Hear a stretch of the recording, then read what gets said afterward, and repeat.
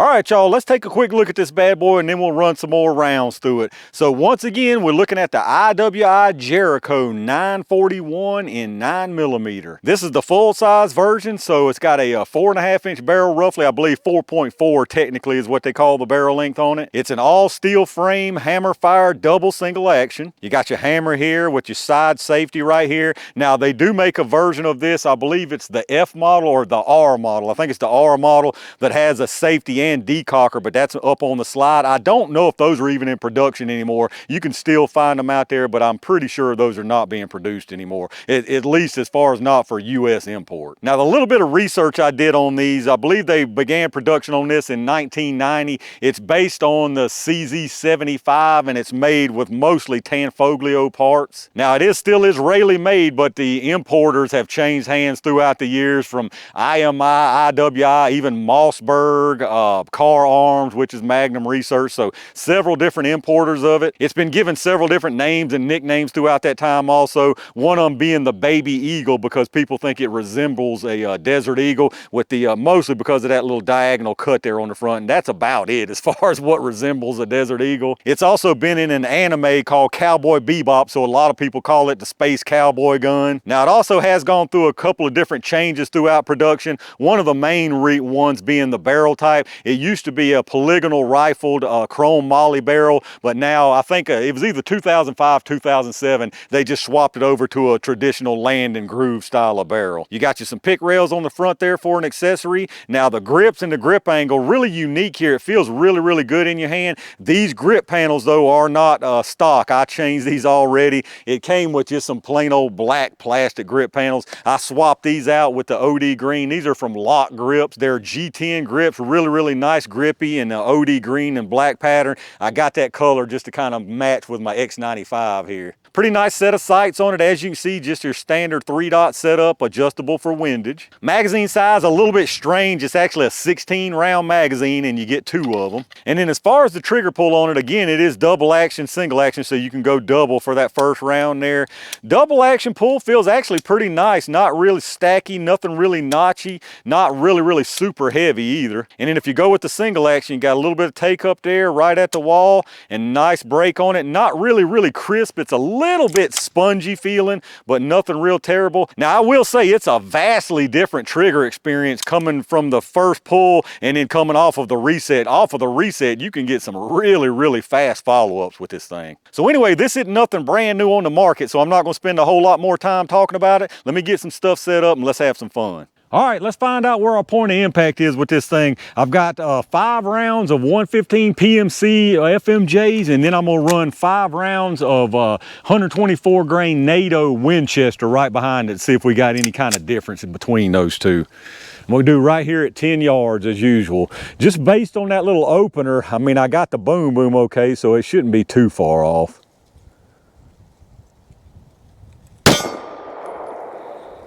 Ooh, that's low left. That might have been me. I think that first one was me.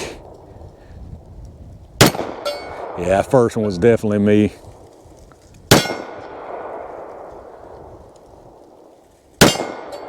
That 5, yeah, that was all 5 cycling fine. Looks like they're probably hitting about my point of aim. I'm just a little sloppy out here today, so good to go on the 115s. Let's see if we can tell any difference with these 124s. Probably not, I'm guessing.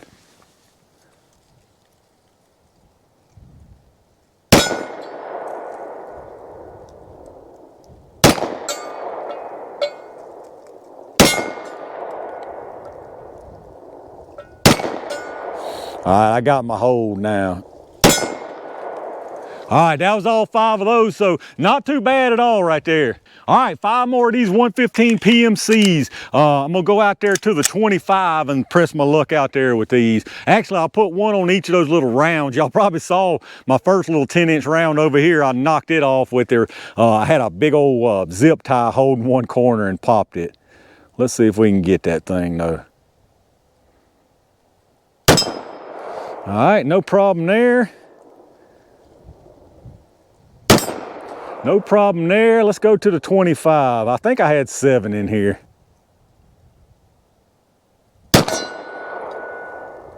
Looks like at the bottom left.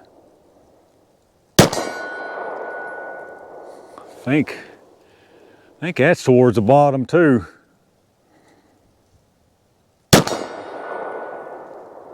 Can't really tell. I think they all grouping down there at the bottom. Maybe I need to hold a little bit higher.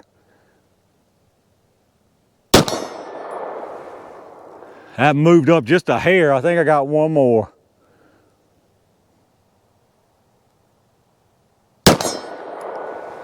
That was all 5 of them. I think they all hit down at the bottom, but that was 5 out of 5 at 25, so I ain't gonna complain. All right, I got us a 3-round sampler loaded up here. We're gonna start with just the Winchester White Box 124 NATO. After that is the Winchester T-Series 124 Plus P. And then behind that at the end is the M1152, those real hot active duty FMJs. So let's see what we get. I'm gonna go left to right on this. All right, that was the regular old 124 NATO.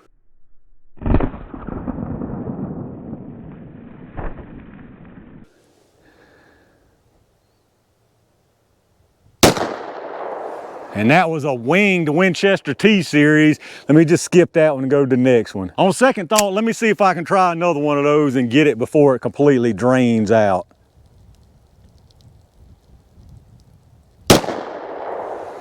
Ah, that one just didn't want me to get it. Let's try this 1152.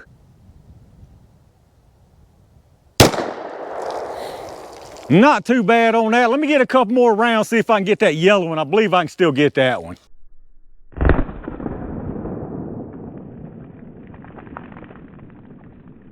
All right, let's see if we can finish that thing off, y'all.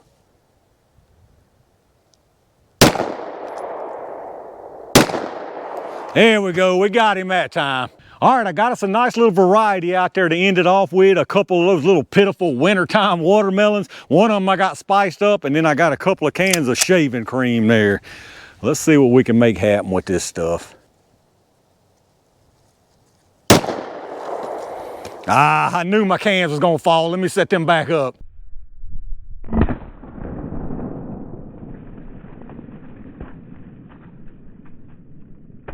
All right, let's see if we can knock them back down. Got one of them, let's see if I can get the other.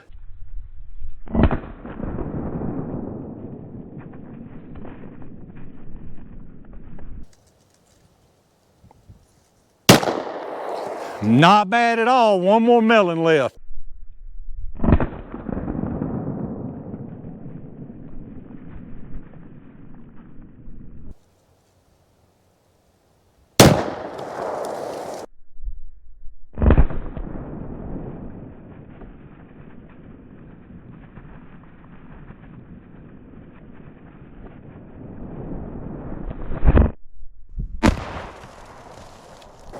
Now that right there is what I call a nice ending. All right, y'all, I'm gonna call it right there for the Baby Eagle Jericho 941. I have to say, so far, I'm very happy with the performance out of this thing. No malfunctions out here whatsoever. Accuracy was good on it, especially just being the first outing and not really familiar with this sight picture. Really nice handling too. It's got some nice weight, so recoil is almost non-existent. It kind of surprises you when you first run it. You're like, where in the heck was all the recoil? So it catches you off guard a little bit. This trigger definitely takes a little bit of getting used to, not because it's bad, but just because the follow-ups off of that reset, I mean, you're talking about incredibly fast, light follow-ups off the reset. But let me know what y'all think about this down in the comments. Any y'all out there have one of these Jericho 941s, or do you have the Jericho 2 enhanced model, the polymer version? Let me know down in the comments if you got either one and what you think about them. If you did enjoy the video, reach down and hit that thumbs up button. Make sure you subscribe to the channel and make sure you got your notifications turned on so you get notified when I upload new stuff. Again, like I always remind you, check out those affiliate links in the video description. That's a really good way to help out the channel and get something you was gonna get anyway. Anything you buy after going through those links down there, I get a kickback from them towards the channel, so I really do appreciate that. Once again, a big thanks to all my Range Gang members and every single one of y'all for supporting the channel. It was definitely a mixed bag for me out here today. If y'all hadn't already seen my Henry Big Boy revolver review, that one didn't go near this well, so at least I had one good one out of the bunch today. I've got a lot of really good test videos on the way and some more new tools, so stay on the lookout for that. And in the meantime, stay safe, stay prepared, and I'll see you soon.